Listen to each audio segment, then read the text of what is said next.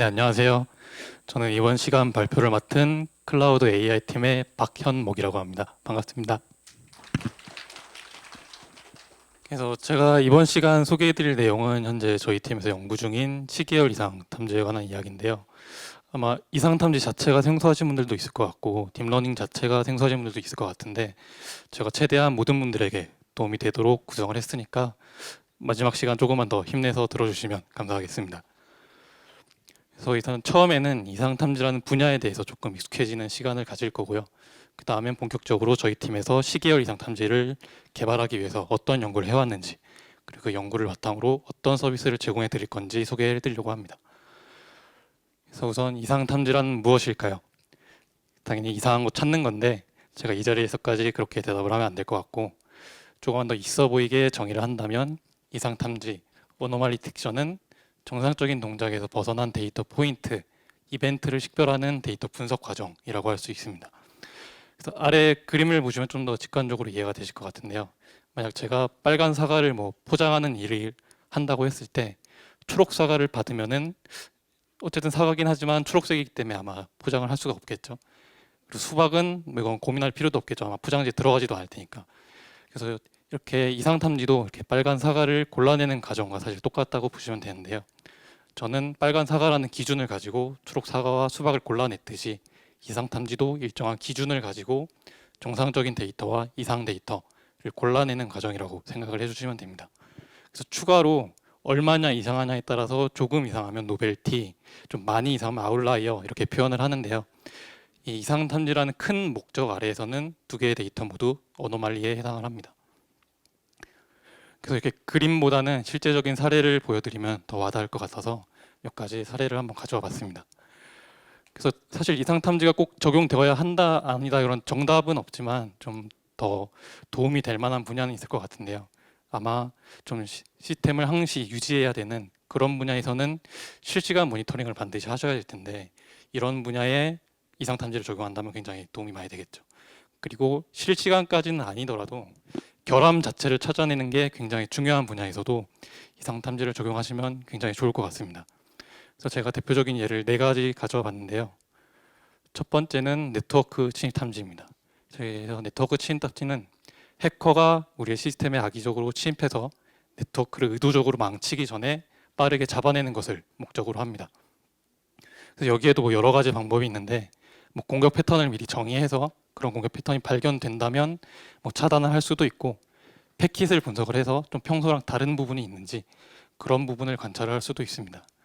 그리고 그 다음은 의료 진단인데요. 의료 진단이 이제 대표적으로 결함을 찾아내는 게 중요한 분야 중 하나입니다.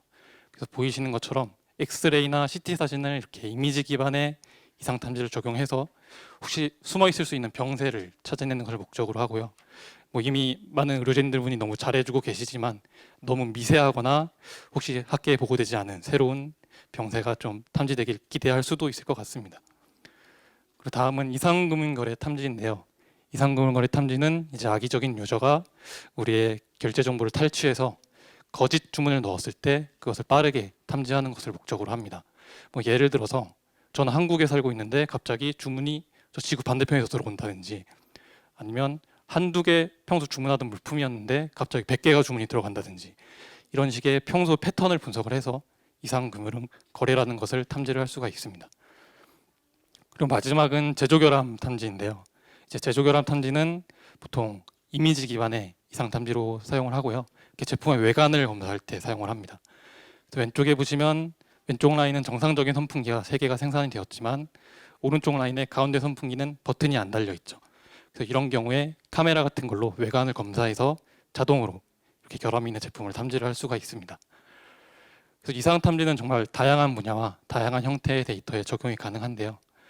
그렇다면은 왜 하필 저희 팀은 시계열 데이터에 주목을 했을까요? 여기에도 많은 이유가 있겠지만 가장 큰 이유는 단순하면서도 우리 생활 속에 깊게 자리 잡은 데이터라고 생각을 했기 때문입니다. 사실 시계열 데이터라는 게 단어 때문에 조금 생소하긴 한데요. 사실 숫자랑 시간이 결합한 모든 게 시계열 데이터입니다. 그래서 대표적인 시계열 데이터로 주식이 있고요. 주식, 아마 갑자기 이렇게 하니까 신숙해졌을 것 같은데 주식이 이제 하루하루 변하면서 저희의 마음을 흔들어 놓죠. 그리고 인터넷 속도도 뭐 10초마다 한 번씩 인터넷 속도를 측정해서 계속 기록을 한다면 뭐 네트워크의 상태를 점검하는 그런 시계열 데이터가 될 수도 있고요. 지금 당장 이제 손목에 손을 올려서 10초마다 심장 박동이 몇 번 뛰는지 검사를 한다면 저희의 건강 상태를 체크하는 그런 시계열 데이터로 활용이 가능하겠죠. 그리고 이제 마지막으로는 교통량, 뭐 그냥 당장 나가서 1분당 내 앞에 차가 몇 대 지나가는지 이런 걸 측정을 하면은 지금 교통에 원활한지 검사하는 시계열 데이터가 될 수도 있겠죠. 그래서 데이터를 다루는 입장에서는 시계열 데이터를 시간 순서대로 나열된 테이블 데이터라고 말을 합니다. 그래서 왼쪽의 그래프는 아마 많이 보셔가지고 익숙하실 것 같은데 이제 데이터를 다루는 입장에서는 오른쪽처럼 측정한 시간 그리고 그 값을 이렇게 테이블 형태로 나타냅니다. 그리고 이때 이렇게 한 개의 지표만 사용을 할 수도 있고 여러 개의 지표를 사용할 수도 있는데 그럴 경우에는 이렇게 데이터 수 n, 데이터 측정 시간 t 해서 n 곱하기 t 형태의 테이블로 보통 저장을 합니다.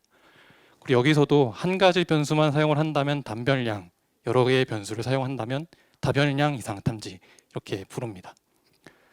그래서 사실 가장 중요한 질문일 것 같은데요. 왜 우리는 이상탐지 시스템이 필요할까요? 사실 간단하게 말해서 데이터가 너무 많아서 그렇습니다. 데이터가 적으면은 솔직히 사람의 손으로 어느 정도 분석을 하는 게 가능한데 어쨌든 저희가 계속 시간이 지나고 뭔가 시스템의 규모가 커지면서 고려해야 되는 지표들이 많아지게 될 텐데 그렇게 될 경우 점점 저희의 손을 벗어나게 되는 거죠. 그런데 그때 손을 놓아버리면 나중에 문제가 발생했을 때 뒤늦게 대응을 하면은 이미 너무 늦은 상황이 되겠죠.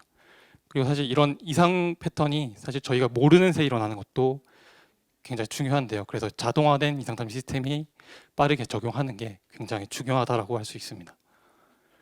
그래서 지금부터는 이 이상탐지라는 분야에서 어떤 고민들을 해왔고 그 고민을 해결하기 위해서 어떤 아이디어를 적용했는지 알려드릴 텐데요.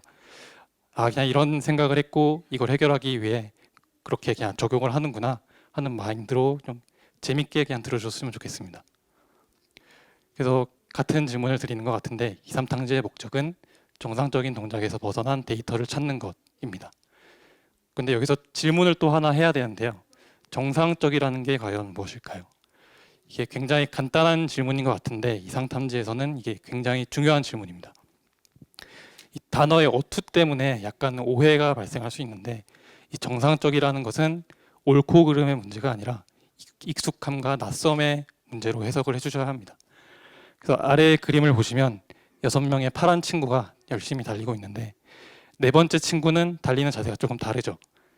그런데 저희는 이 네 번째 친구에게 너는 달리는 자세가 틀렸어 이렇게 말하기는 좀 어렵습니다. 그저 그냥 하나의 특성일 뿐인 건데 이 이상탐지라는 목적 아래에서는 이 친구는 다른 친구들과 다르기 때문에 이상 데이터에 해당을 합니다. 그리고 틀렸다가 문제가 아니라 우리가 가진 데이터 보따리 내에서 다른 데이터들과 비교했을 때 익숙하냐 낯서냐가 이상탐지에서 말하는 정상적이라는 데이터의 의미입니다.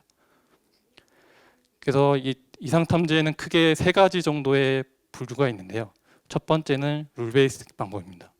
그래서 이 규칙 기반의 이상탐지는 데이터를 관찰해서 저희가 직접 특정한 규칙을 세워주고 그 규칙에서 벗어나는 데이터가 있다면 이상탐지로 판별하는 그런 방법입니다. 그래서 저희가 직접 규칙을 정해줘야 되기 때문에 경험적인 요소가 굉장히 중요하게 작용을 하고요. 규칙 하나만 정해주면은 바로 이상탐지를 할 수 있기 때문에 굉장히 간단하다라는 장점이 있습니다. 하지만 규칙을 벗어난 동작을 찾아낼 수가 없다는 좀 치명적인 단점이 있는데요.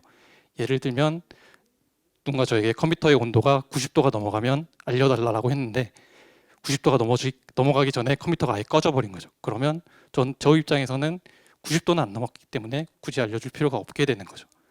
그래서 이런 한계점이 있고요. 그래서 나온 방법이 이제 머신러닝 기반의 이상탐지입니다. 이 머신러닝 기반의 이상탐지는 데이터를 저희가 준비한 모델에 학습을 하게 되고 그 학습된 모델을 바탕으로 이상탐지를 하게 되는데요. 이 머신러닝 기반에도 두 가지 정도의 방법이 있습니다. 그래서 전통적인 방법과 최근 많이 주목을 받고 있는 딥러닝 기반의 이상탐지 모델이 있습니다. 그래서 이 전통적인 방법에는 보통 확률, 통계적인 접근법들이 많이 있고요.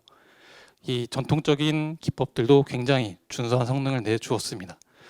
하지만 이제 데이터 양이 많아지면서 그런 복잡한 모델링이 불가능하다라는 단점이 있는데요.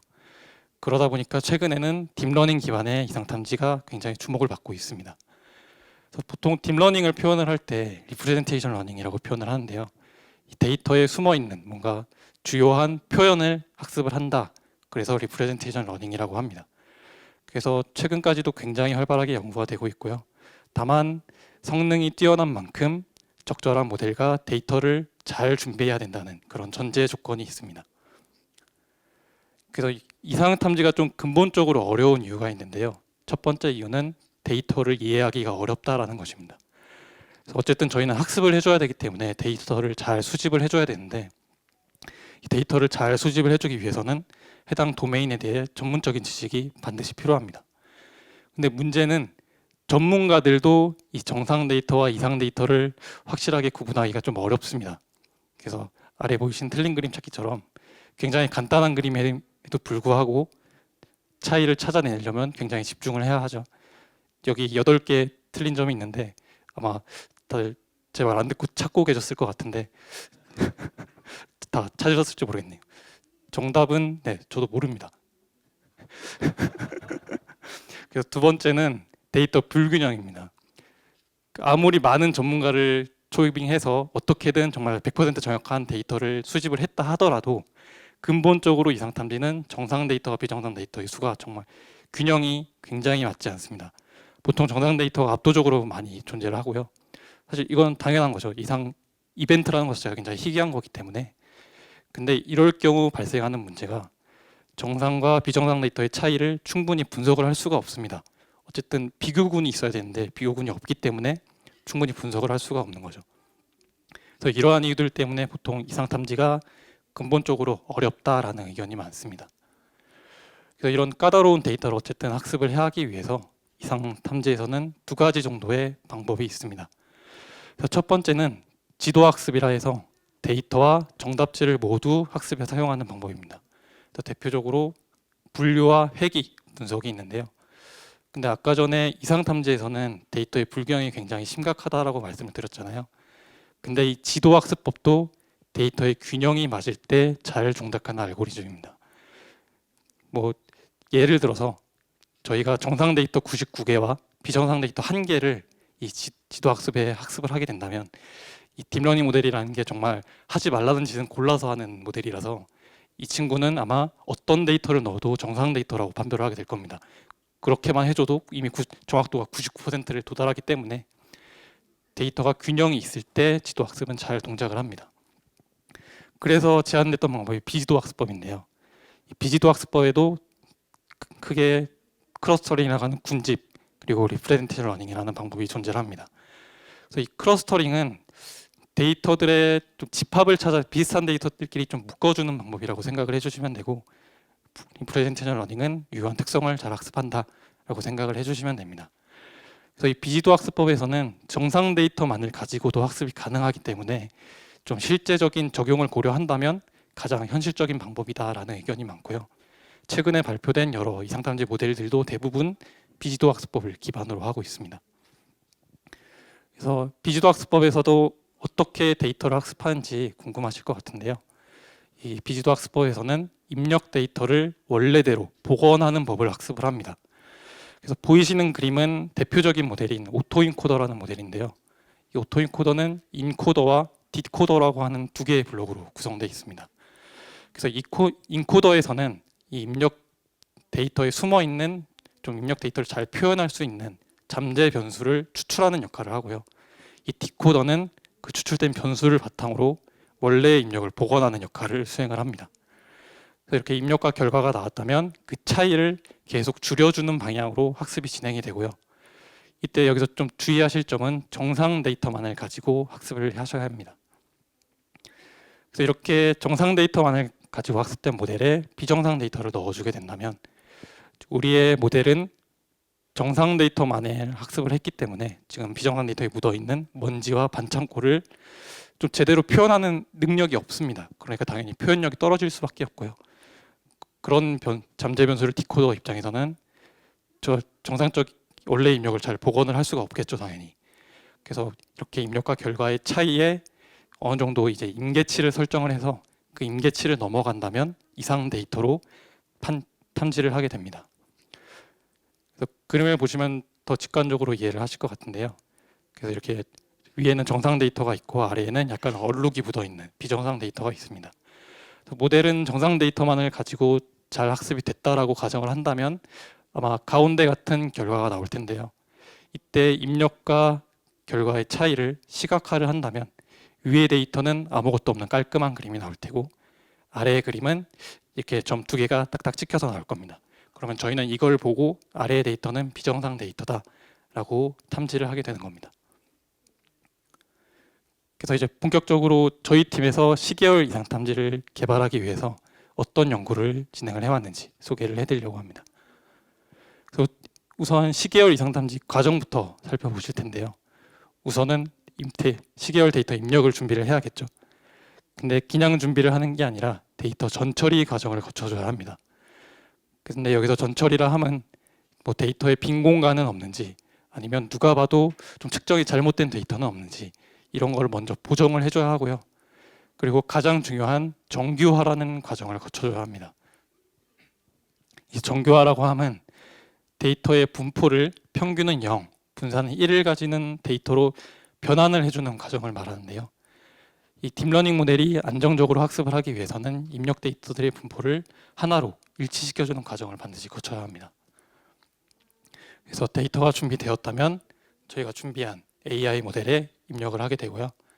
그럼 거기서 적절한 표현력을 리프레젠테이션을 학습을 하게 됩니다. 그럼 학습된 리프레젠테이션을 바탕으로 원래의 시계열 데이터를 복원을 하게 되죠.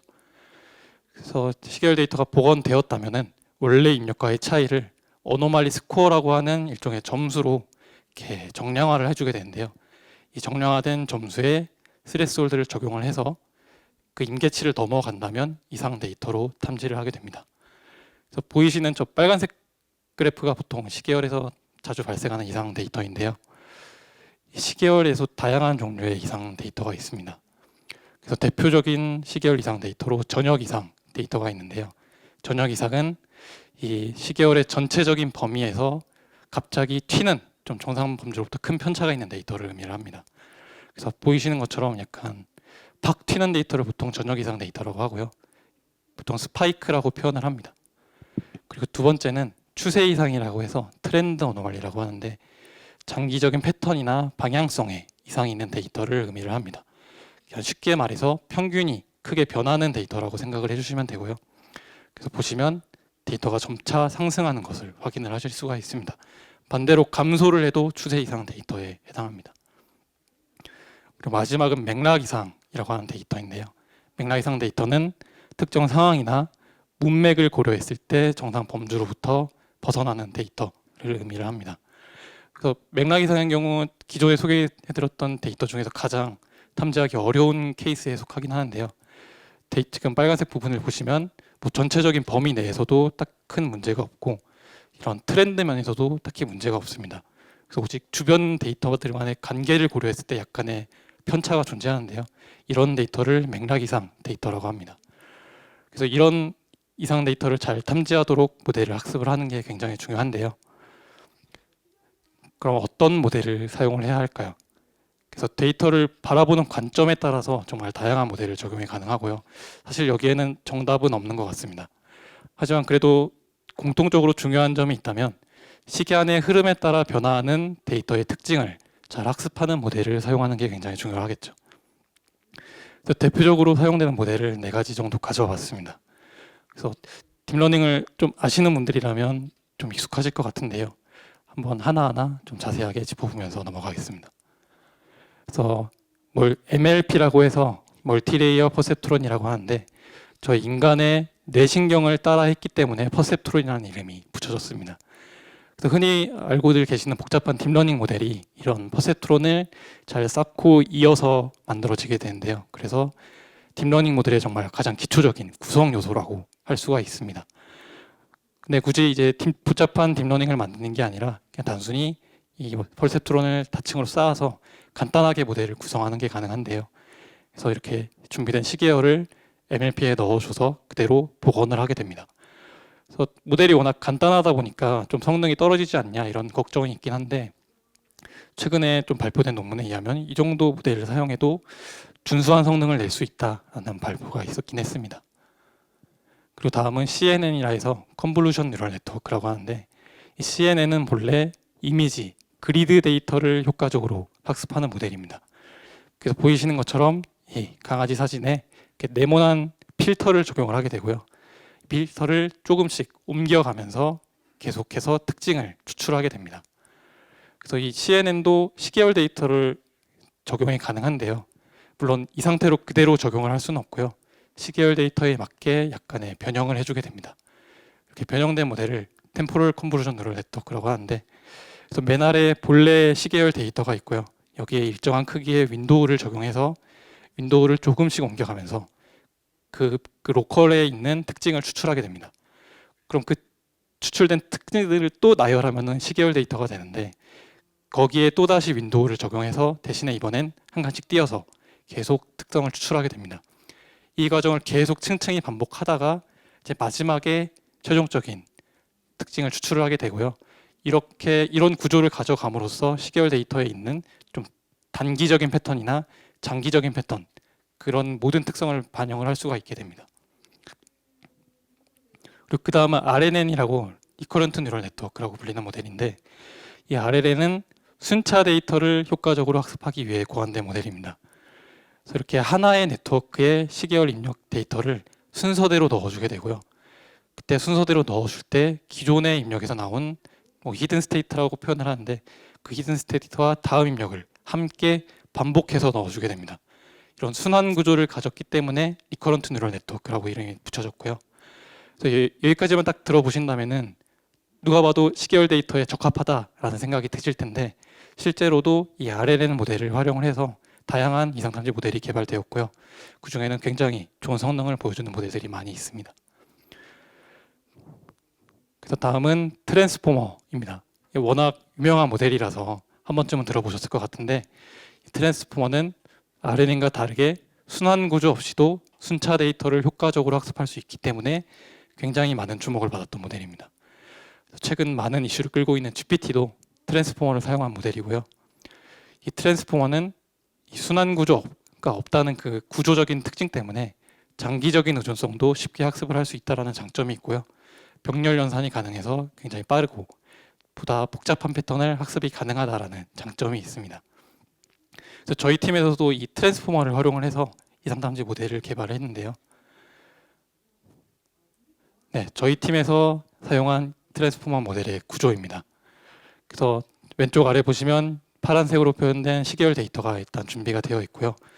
우선은 이 시계열 데이터를 임베딩이라고 하는 과정을 거쳐줘야 되는데, 이 임베딩이라고 하면 모델이 저희의 시계열 데이터를 좀 계산하기 위해서 벡터로 바꿔주는 과정, 또는 좀 더 다채로운 표현을 해주기 위해서 차원을 확장하는 차원 확장의 기능을 해준다라고 생각을 해주시면 됩니다.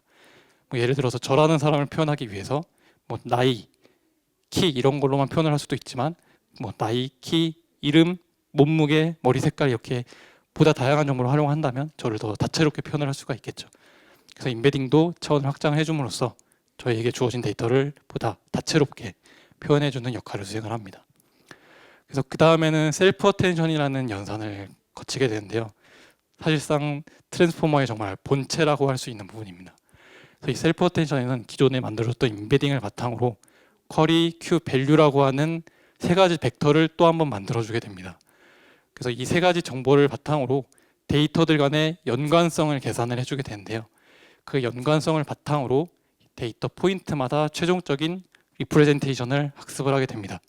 그럼 이 학습된 리프레젠테이션은 다시 덴스 레이어에 입력을 되고요. 그러면 본래의 입력을 복원을 하게 됩니다. 그래서 저희는 이 셀프 어텐션에 조금 더 자세하게 알아볼 필요가 있는데요. 이 셀프 어텐션은 다음과 같은 과정을 통해 데이터들 간의 연관성을 계산을 하게 됩니다. 그래서 우선 ABCD라고 하는 순서로 저희 데이터가 준비되어 있고요. 이 데이터를 임베딩 해줘서 쿼리 Q라는 벡터를, 다른 벡터를 형성을 해주게 됩니다. 그러면 저희는 A 쿼리 벡터와 A 키 벡터를 비교를 해서 그 벡터의 유사성을 계산을 해서 각 데이터마다 연관성을 계산을 해주게 됩니다. 이때 내적이라는 연산이 활용이 되는데요. 내적은 두 개의 벡터를 순서대로 곱해서 그냥 더해주는 과정이다라고 생각을 해주시면 됩니다. 그래서 이렇게 A와 ABCD, B와 ABCD 이렇게 각 데이터마다 모두 연관성을 계산을 하게 되고요. 그렇게 계산된 값을 소프트맥스라고 하는 연산을 거쳐서 백분율로 환산을 해주게 됩니다. 근데 이때 셀프 어텐션이 가지는 좀 구조적인 한계가 있는데요. 바로 데이터의 순서를 고려를 해주지 않는다는 점입니다. 이게 무슨 말이냐고 하면은 저 키에서 A와 B 벡터의 위치를 한번 그냥 바꿨다라고 생각을 해보겠습니다. 그러면 아마 이 연관성 자체도 순서가 바뀌게 될 텐데, 근데 문제는 순서는 바뀔지언정 그 값은 절대로 변하지가 않습니다. 그렇기 때문에 A와 B 사이의 연관성 그 자체는 절대로 변하지 않고요. 이건 사실 임베딩 때문에 발생하는 문제이기도 한데, 임베딩은 같은 값을 넣어준다면 계속 무조건 같은 값이 나오기 때문에 이 아무리 데이터의 순서를 바꿔줘도 셀프 어텐션 그 스스로는 데이터의 순서를 고려를 하지 못합니다. 그래서 트랜스포머에는 한 가지 장치를 마련해 두었는데요. 포지셔널 인코딩이라고 해서 데이터의 위치를 표현해 줄 수 있는 벡터를 만들어주는 역할을 합니다. 그래서 보이시는 그림은 사이누소이덜 포지셔널 인코딩이라고 해서 발음하기도 어려운데 가장 대중적으로 사용되는 포지셔널 인코딩 중에 하나고요. 그림은 좀 복잡해 보이는데 저희 수학 시간에 배웠던 사인파, 코사인파 그 두 개의 정보를 활용해서 데이터의 각 위치마다 고유한 위치 정보를 만들어주게 됩니다. 그래서 여기까지 모델이 준비가 되었고요. 이 상태로 학습을 했을 때 잘 되었을까요? 네, 안 되었으니까 이런 질문을 드렸겠죠. 실전에서 좀 다양한 문제들을 직면을 하게 되었는데요. 첫 번째 문제는 다양한 데이터의 분포였습니다. 그래서 아까 전에 데이터를 준비를 할 때 정교화라는 과정을 거쳐줘야 된다고 말씀을 드렸는데, 이 정교화라는 게 그 특정한 데이터의 분포를 충분히 알 때 적용을 할 수가 있습니다. 근데 문제는 저희가 가진 시계열 데이터는 시간이 지남에 따라 데이터의 분포가 계속 바뀝니다. 그렇기 때문에 일반적인 정교화를 적용하면은 좀 굉장히 큰 문제가 발생을 하고요. 더군다나 시계열 데이터가 전체가 주어지는 게 아니라 저희에게 주어지는 건 그 일부분이기 때문에 그 일부분으로 전체의 분포를 절대 알 수가 없죠. 그래서 저희는 이 문제를 해결하기 위해서 데이터 정교화 자체도 모델에 포함을 해서 학습하자라는 판단을 내렸습니다. 그래서 다음은 2% 부족했던 패턴 학습 능력입니다. 이 모델을 학습하고 테스트하는 과정에서 발견했던 현상인데요. 굉장히 간단한 패턴임에도 이상하게 이 모델이 좀 시간, 이벤트에 의해서 발생하는 패턴을 좀 제대로 학습하지 못한다는 문제가 있었습니다. 그래서 저희는 이 문제를 해결하기 위해서 시간 정보도 함께 모델에 학습하자라는 또 해결점을 냈고요. 마지막은 임계값 설정 문제입니다. 그래서 이 부분은 사실 첫 번째 문제랑도 이어지는 문제인데, 이 입력 데이터의 분포가 다양하다는 것은 사실 이상 데이터의 분포도 다양하다는 것을 의미를 하고, 이상 데이터의 분포가 다양하다는 것은 사용자마다 최적의 임계값이 다 다르다는 것을 의미를 합니다. 근데 문제는 이 임계값을 일일이 찾아주는 게 그냥 현실적으로 그냥 불가능합니다. 그래서 저희는 이 임계값도 자동 동적으로 찾아주는 방법을 연구를 하고 있고요. 실제로 지금 몇 가지 방법을 확인을 해서 실제로 적용이 가능한지 테스트 단계에 있습니다. 그래서 이 부분들은 조금 더 자세하게 설명을 드리면, 데이터 정교화는 데이터의 분포를 일치시켜주는 과정이라고 설명을 드렸는데, 보이시는 그래프처럼 각각 다양한 데이터의 분포를 가진 데이터가 있을 때 안정적인 학습을 위해서 데이터 정교화 그리고 데이터 분포를 일치시켜주게 됩니다. 그런데 저희에게 발생했던 문제가 이 같은 데이터 안에서도 데이터의 분포가 확 달라진다는 것이었습니다. 그래서 이럴 경우에는 사실상 파란색 데이터와 빨간색 데이터는 그냥 별개의 데이터로 취급을 해주는 게 맞고요. 다만 일반적인 정교화는 이것을 반영을 해주지 못합니다. 그래서 저희는 어떤 분포의 데이터가 와도 알아서 어댑티브하게 노멀레이션을 해주자. 그래서 모델 자체에 정교화 과정을 포함을 했고요. 이 과정을 통해서 어느 정도 모델이 확실히 안정화되는 것을 확인을 했습니다.